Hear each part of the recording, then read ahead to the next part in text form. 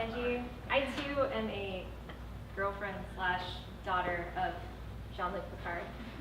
So much so that I once paid $75 to take a picture with him. I regret that choice. Up next, Tran lives in Austin and likes to browse around bookstores and the produce section of supermarkets. She likes so many things, which makes her both readily agreeable and existentially indecisive. She can be dramatic.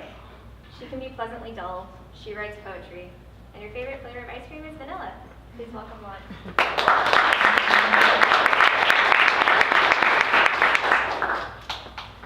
Hi, thank you for having me. I'm going to poems, and I'm going to start with one that is also set in a bookstore, and that is my introduction to my work. In transit. A young boy the height of an average wooden chair launches an umbrella inside the low-ceiling bookshop, releasing indeterminate years of bad luck on browsers within a 10-foot radius. But the boy doesn't know this, and his chaperone, the university student reading her horoscope, doesn't know this. But the umbrella is hers. The cashier knows it's hers, but he is oblivious to the tragedy packing between his eyebrows. Sky, are you getting wider? Among the want ads, there is a listing for seasonal scribes to record all wishes made at 11:11. There's a backlog because the higher-ups are getting strict about authenticity, and capitalists are lining up for another round of Scrabble. Two friends are looking at each other while it's getting harder to see the carp in the river.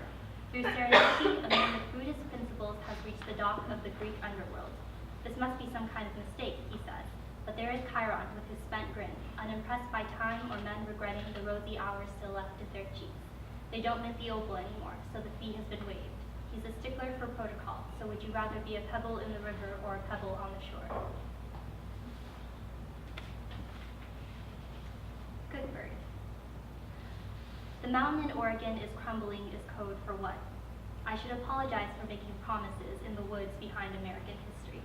We broke it off in Panama, but when I got back, you were in the apartment.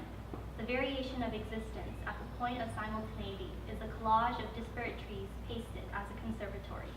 It's only mid-morning, but all the cars casted on the headboard have sped past. The yellow stegosaurus gazing out at the Golden Gate Bridge is playing freeze tag so well everyone thinks it's fabricated. Where is your owner gone? I've got some property in the margins that's good for rows of strawberry, and while I'm at it, in some remote setting, I will not ask for the world. Open all the windows instead. We should know each other well enough to offer at least that crutch. The trench is the distance of a well leap, and we'll love as we've always loved, missing every continental breakfast. Meet me at the rest stop between here and over there, and we'll work out all that is wrong in our lives. If only. Bird on perch, a barren field.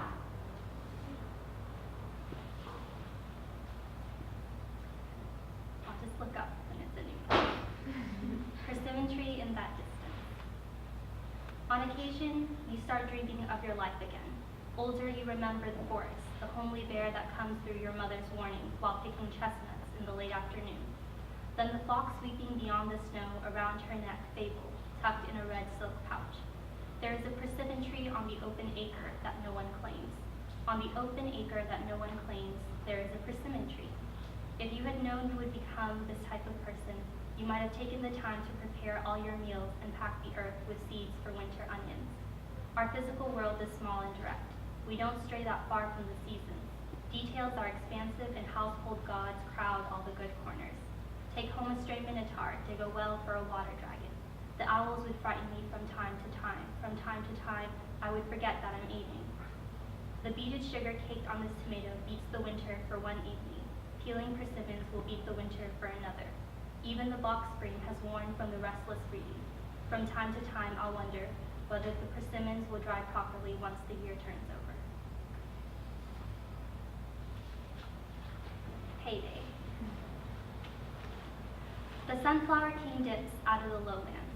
It's raining inside the empty house, and the movie can't fall asleep on its own. The kitchen is longing to be used, but the girl is only good for chopping wood. What is intangible begins to clutter horribly in the countryside, and all the math and science can't save the hapless breathing of a wild being. Just enough are the trees. Just enough is the poor old moon that endures its namelessness.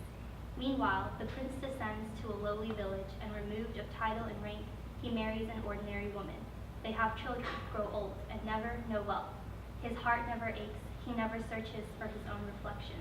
Before the beginning is another beginning, and the sets of eyes peering outward along the gated compound are all his. At his desk, he feels like he'll go crazy with the phone ringing.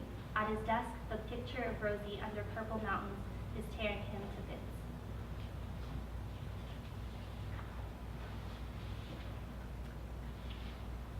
Two more.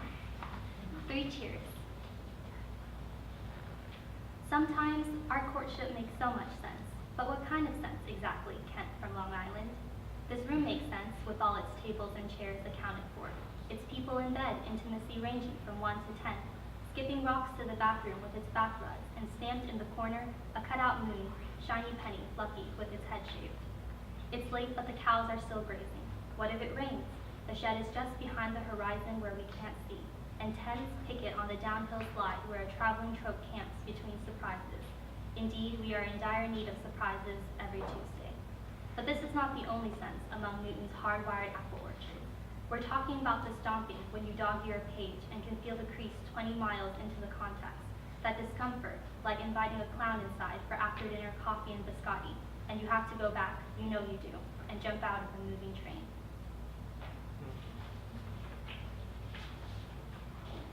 Vacancy. There's no one around, only the squirrels feeling good about themselves. Only birds in the background, even farther back behind the trees, and that person towing modestly at what could be the same old frontier. And the baby blue doors that gallop, and the live oak, the really alive oak, whose leaves have vacated in time with reason, where now moss falls off the fingertips. I don't know that much about nature, only that this relative cold wasn't invited to the original investigation, normal planning mishap and all that. Plus, people quite forcibly grow out of the periphery, and most of us, thank goodness, grew out of geocentric thinking in the nick of time. The road is nice, the sidewalk good for walking between what I say and what I hear. Oh, dead leaves, why must you race me? There aren't any airplanes, so the aircon must be on. And now an intruder makes a mean streak of gray before the same old king. Look at Zeus throwing his thunderbolt to reveal his wolf arm, the day so tidy. What a sweet, tidy bunch, how they pen themselves neatly into 24-hour walk-ins walk-ups. I'm very sleepy today, but Helios is ordained in his chariot and comes to save me, briefly, from the stackability of all these boxes. Thank you.